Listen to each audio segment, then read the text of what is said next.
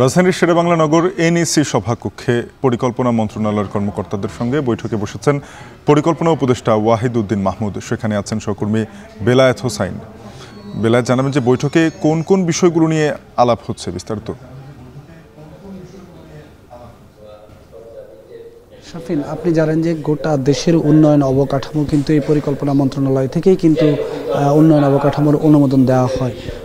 এই উন্নয়ন অবকাঠামো নিয়ে কিন্তু যে কী ধরনের কার্যক্রম পরবর্তীতে নেবে বা কী কাজগুলো থাকতে পারে এ বিষয়ে পরিকল্পনা উপদেষ্টা, যেহেতু তিনি নতুন দায়িত্ব গ্রহণ করেছেন, তিনি এসেছেন পরিকল্পনা মন্ত্রণালয়ের সবার সঙ্গে আলাপ আলোচনা করার জন্য, মত বিনিময় করার জন্য। আপনি জানেন যে এর আগে অন্তর্বর্তীকালীন সরকারে কিন্তু ডক্টর সালেউদ্দিন আহমেদকে প্রথমে পরিকল্পনা উপদেষ্টার দায়িত্ব দেওয়া হয়েছিল। তিনিও কিন্তু একবার এই মত বিনিময় সভা করেছেন, কিন্তু পরবর্তীতে যখন দায়িত্ব পুনর্বন্টন হয় তখন এই দায়িত্বটি চলে আসে অর্থনীতিবিদ ওয়াহিদুদ্দিন মাহমুদের কাছে।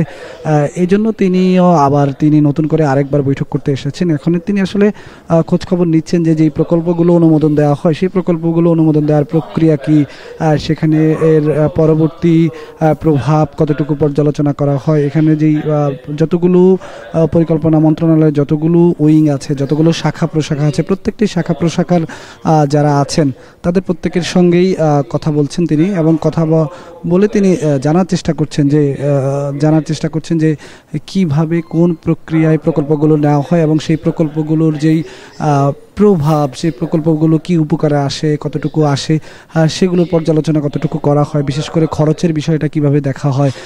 অনেক প্রকল্প আছে এমন যে প্রকল্পগুলোতে বলা হয় যে অতিরিক্ত খরচের ব্যাপার রয়েছে, অপচয়ের ব্যাপার রয়েছে। সেই বিষয়গুলো নিয়ে পরিকল্পনা মন্ত্রণালয়ের যে সমস্ত কর্মকর্তারা রয়েছেন তাদের সঙ্গে কথা বলবেন। বিশেষ করে আমরা ইতিপূর্বে অনেক প্রকল্পের দুর্নীতির খবর জেনেছি। আপনি জানেন যে কিছুদিন আগেও কিন্তু পরিকল্পনা মন্ত্রণালয়ের কর্মকর্তারা তারা কিন্তু এখানে মানববন্ধন করেছেন। তারা তাদের কিছু দাবি দেওয়ার পাশাপাশি কয়েকজনে বলছে যে প্রকল্প বাস্তবায়ন করতে গিয়ে অনেকে লুটপাট হয়, অনেক দুর্নীতি হয়, অর্থ অপচয় হয়।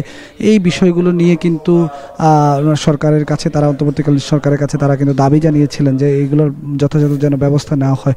ওয়াহিদুদ্দিন মাহমুদ কিন্তু বাংলাদেশের একজন স্বনামধন্য অর্থনীতিবিদ। তিনি এই বিষয়গুলো কিভাবে নেবেন এবং কিভাবে এই বিষয়গুলোতে পদক্ষেপ নেবেন এটি কিন্তু দেখার বিষয় রয়েছে। বিশেষ করে প্রত্যেকটি প্রকল্প নেওয়ার ক্ষেত্রে যে বলা হয় যে 1 টাকার প্রকল্পে, যেখানে যেই প্রকল্পে 1 টাকা খরচ হওয়ার জায়গায় কোথাও 100 টাকা খরচ করা হয়, এই ধরনের অভিযোগও কিন্তু ওঠে।